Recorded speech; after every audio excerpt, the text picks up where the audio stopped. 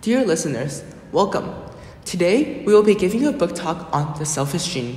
My name is Cosmo He. And my name is Yushin Lo. We are from IBSH. To start off, the title of the book is called The Selfish Gene and is written by Richard Dawkins. We would like to especially introduce chapters 6 and 13 because of its really interesting and intriguing passage. One quote that relates to chapter 6 is, to extend the actuarial analogy, individuals can be thought of as life insurance underwriters. An individual can be expected to invest or risk a certain proportion of his own assets in the life of another individual. He takes into account his relatedness to other individuals and also whether the individual is a good risk in terms of his life expectancy compared with the insurer's own. I think that this quote really shows the intricate workings of generation distance and the reasons of risky decisions.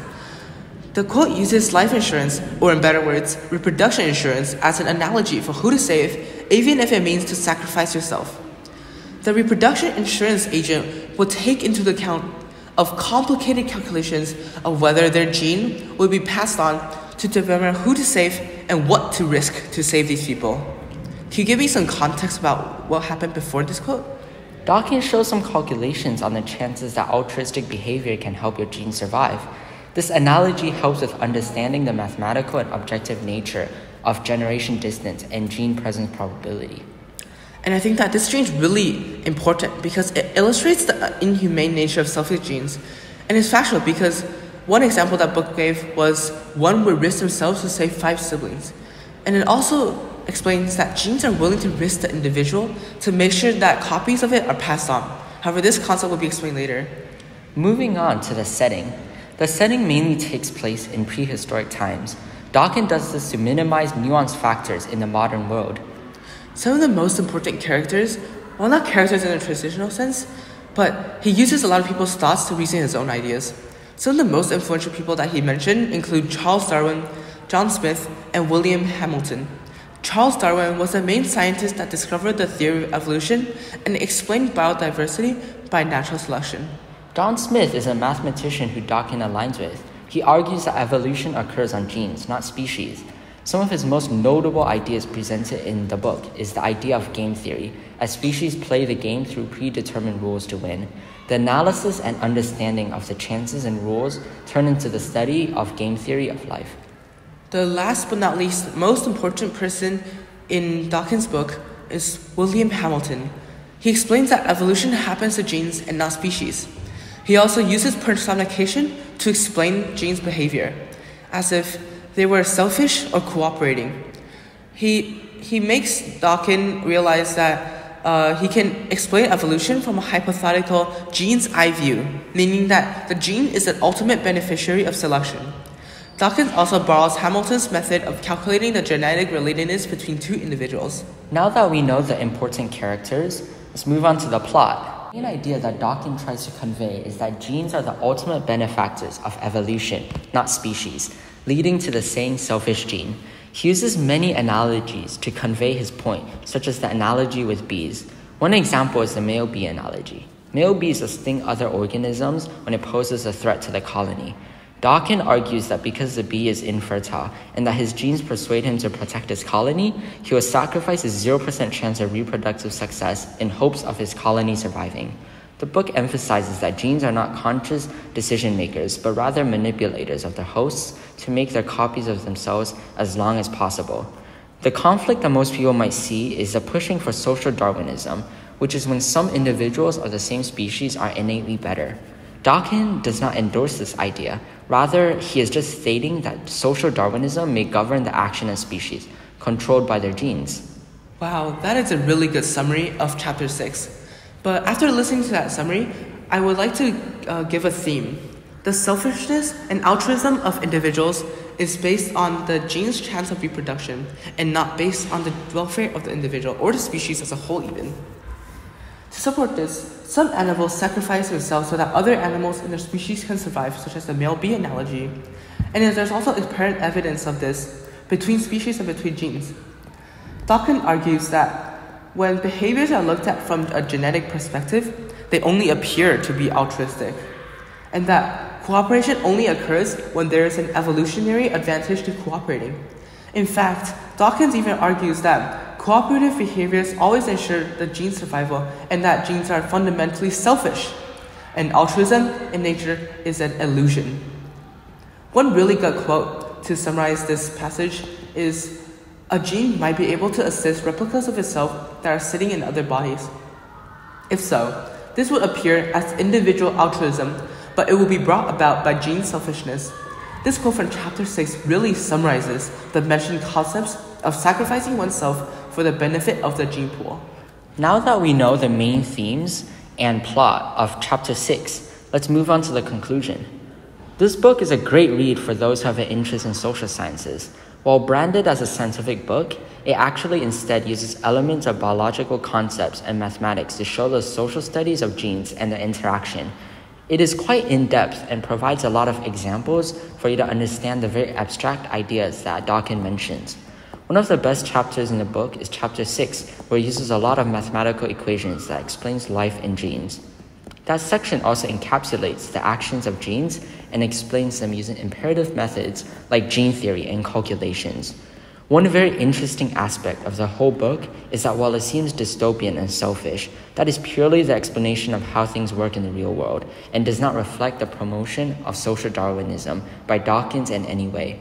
Yeah, and to reiterate, I really like how he uses analogies to describe topics such as the immune system and genetic replication strategies, because it makes the concept really easy to understand and while still retaining the factual information for all types of readers. Next, let's also introduce chapter 13, which is called The Long Reach of the Gene. And to introduce this, chapter 13 is actually a summarized version of Dawkins' other book, The Extended Phenotype. And to me, I think one of the best quotes from this section is, "Replicators survive, not only by virtue of their own intrinsic properties, but by virtue of their consequences on the world. These consequences can be quite indirect. All that is necessary is that eventually the consequences, however tortuous and indirect, feedback and affect the success of the replicator at getting itself copied." Yeah, according to Dawkins, replicators like genes survive not just because of their innate qualities, but also because of the effects they have on the environment. The fact that these effects may be complex and indirect, but they eventually affect the replicator's capacity to be reproduced, is what gives them significance. Dawkins uses replicators to represent the ideas presented in chapter 13, such as the extended phenotype. The extended phenotype is a major idea in Dawkins' book and is introduced and expanded by this quotation and context. It prepares the groundwork for investigating how genes acting as replicators impact the world in ways that will go well beyond the particular organism that carries them. This statement really emphasizes how genes have an effect on the transcending of organisms in which they are found in. It draws attention to the ways in which a person's genes shape their surroundings, interaction, and behaviors. Now that we have a quote, let's move on to the setting.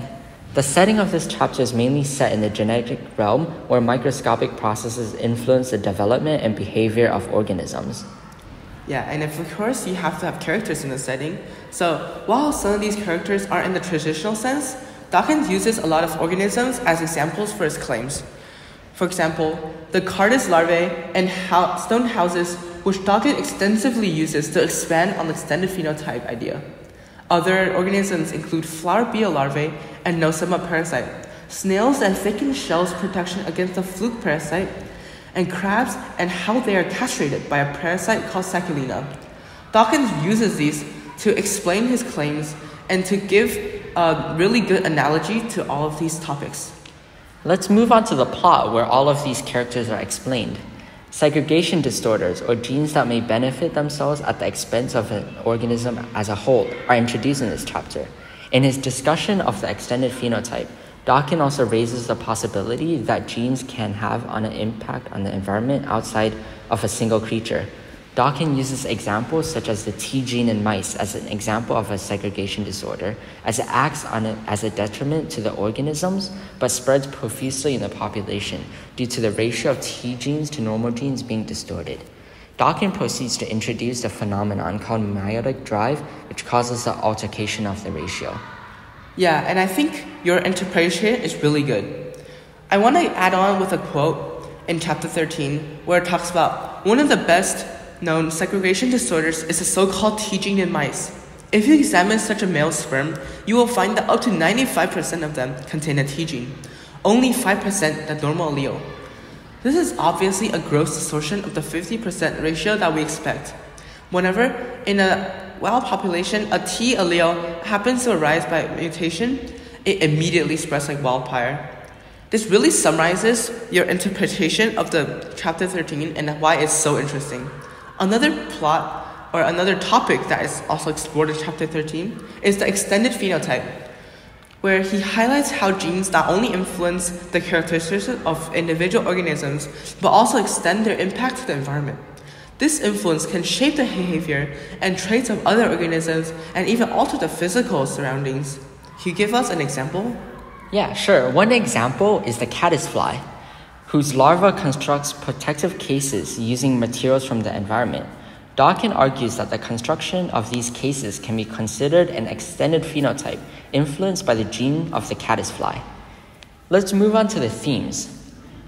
One of the themes is segregation disorders. Even when it has detrimental effects on the organism as a whole, genes can regulate meiosis in a way that benefits their own proliferation.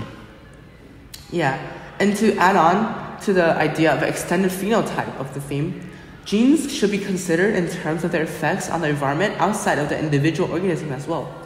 Examples that show how genes do this is through caddis houses and snail shells, which is what chapter 13 explains extensively about.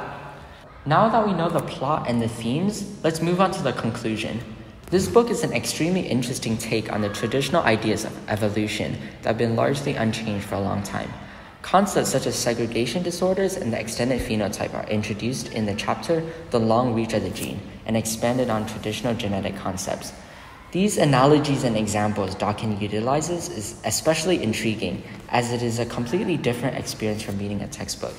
This is the book you'll want to read next, as it is not only extremely informative in the aspect of genes, but also allows you to think while reading and learn how to expand on existing concepts. Yeah, that is definitely a lot of reasons to read this book. However, I would definitely recommend this book to people who want to have a different perspective on genes and evolution, and even science as a whole. Concepts introduced in this chapter are not the repetitive concepts that you might find in textbooks. Instead, it is thought-provoking, and it includes many examples to back up the statements that are easy to understand and make it suitable for all readers. Thank you for listening to our podcast today, and we hope that we can see you next time.